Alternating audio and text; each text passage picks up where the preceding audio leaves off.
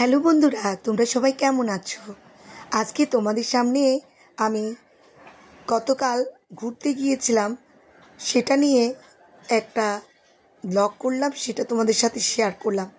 দেখো, প্রবর্তক মন্দিরে গিয়েছিলাম, সেখানে ভোগের প্রসাদও নিয়েছি। কালকে ব্যাসদেবীর পুজো ছিল, তো অনেক মানুষ হয়েছে।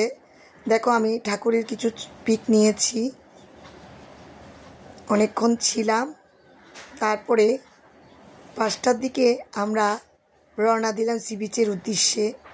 ঢাকা থেকে আমার ভাইজিরা এসেছে, আর দেবরের বউ এসেছে, তো সবাইকে নিয়ে একটু পতেঙ্গা সি বিচে গেছিলাম।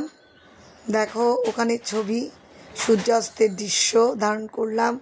নদীর বুকে এত স্পিড বোট, নৌকা দেখে খুব ভালো লাগলো, তো আমি সেটা ভিডিও ধারণ করলাম।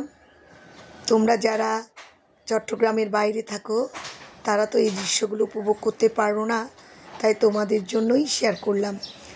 বরাবরই সমুদ্র আমার খুব প্রিয়, তাই আমি মনের খুশিতে একটু সমুদ্রের পাড়ে হাঁটাহাঁটি করলাম। অনেক ভালো লাগে আমার সমুদ্রের পাড়। আমি যখনই যাই সমুদ্রে একা একা হাঁটাহাঁটি করি।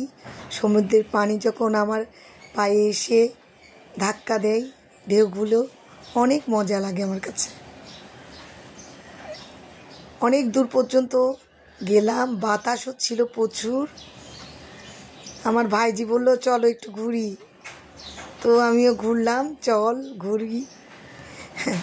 বাচ্চাদের আনন্দময় দৃশ্যগুলো দেখতে আমার খুব ভালো লাগে। দেখো, ওরা সমুদ্রের পাড়ে কি করছে, দেখো, জল নিয়ে ধাপাধাপি জল ছুড়াছুড়ি করছে। ওদের মনের আনন্দের শেষ নেই। ওদের এই আনন্দ দেখে আমারও খুব ভালো লাগলো। অনেকক্ষণ ছিল। দেখো, ঢেউগুলি আসছে, আর অনেক মানুষ হয়েছে। বন্ধের দিন পরেও এত মানুষ হয় আমার জানা ছিল না। দেখো, সম্পূর্ণ ভিডিওটা একটু ধারণ করলাম, চারিদিকের সমুদ্রের পাড়। তারপর গেলাম একটু খেতে। সমুদ্রের পাড়ে খাওয়াগুলো তেমন ভালো না, তাই নিউ মার্কেটে চলে আসলাম। ফুচকা, চটপটি, আইসক্রিম, সবাই যার যার পছন্দ মতো খাওয়া দাওয়া করলাম। তো আমার এই ব্লগটা তোমাদের কেমন লাগলো আমাকে কমেন্টে জানাবে। ঠান্ডা বাতাস আর আইসক্রিম খাওয়াতে গলাটা একটু বসে গিয়েছে বন্ধুরা। আজকের জন্য টাটা বন্ধুরা, পরে কোনো ব্লগে আবার দেখা হবে।